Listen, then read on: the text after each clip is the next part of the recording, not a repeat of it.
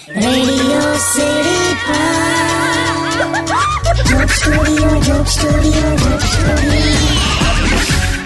નમસ્કાર, radio city joke studio પર અત્યારે આપણે કિશોર કાકા સાથે બેઠા છે. એમના ઘરે જ બેઠા છે અને આપણી પાસે છે એક કોલર. યાર ક્યાં વાત હે. એટલે ઘેર બેઠા બેઠા પણ ફોન આવે. આજે બધાને એવું કહીને નીકળ્યો છું કે હું કાકાની ત્યાં જાઉં છું એટલે ફોન તો આવવાના. ઉભા રહો, મારા પર જ ફોન આવ્યો છે. હેલો કિશોર કાકા.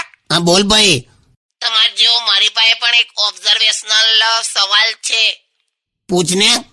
આપણે સંડાસમાં જીરોનો જ બલ્બ કેમ લગાડવામાં આવે? એટલે ભાઈ તું સોનીનું કામ કરે છે?